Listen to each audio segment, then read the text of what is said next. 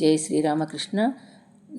నవయుగానికి నవీన ఆదర్శాలు, 3వ భాగము.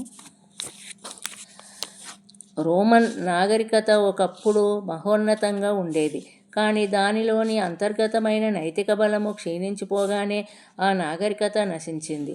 అలా నశించిన రోమన్ నాగరికత యొక్క శిథిలమై ఉద్భవించినదే ఆధునిక పాశ్చాత్య నాగరికత. దాన్నే యూరోపియన్ నాగరికత అని కూడా అంటున్నాము. ఈ నాగరికతకు వెనుక ఉన్న శక్తి ఏమిటి?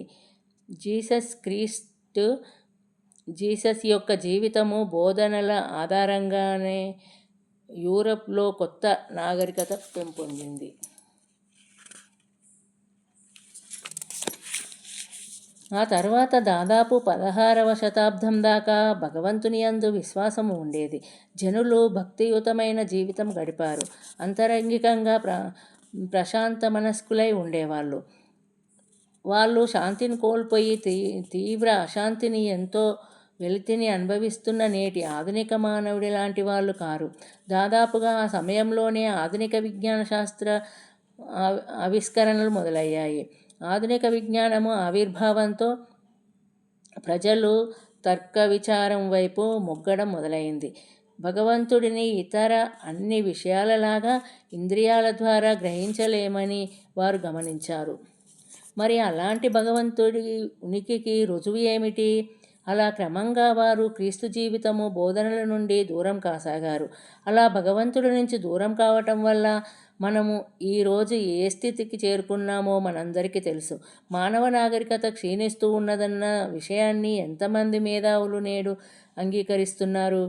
ఈ పరిస్థితిని అర్థం చేసుకున్న మేధావులు నాగరికత పూర్తిగా మునిగిపోకుండా రక్షించాలని ఏవో కొన్ని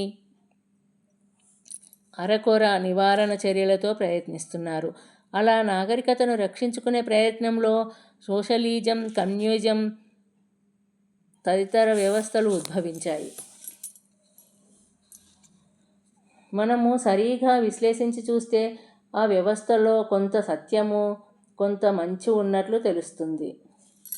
కానీ మానవుణ్ణి పూర్తిగా సంతృప్తిపరచడానికి అవి మాత్రమే సరిపోవు. మన సమస్యలను పూర్తిగా పరిష్కరించే సమర్థత వీటికి లేదు. అసలు మన సమస్యలను ఏ రాజకీయ, ఆర్థిక వ్యవస్థ పూర్తిగా పరిష్కరించలేదు. కారణం ఏమిటంటే అసలు మూలంలోనే అతిపెద్ద తప్పు జరుగుతుంది. మనిషి అంటే కేవలం ఒక పదార్థంగా, కేవలం శారీరకంగా భావిస్తాం. మనిషికి ఆత్మ ఉన్నదనే సత్యాన్నే విస్మరిస్తున్నాము.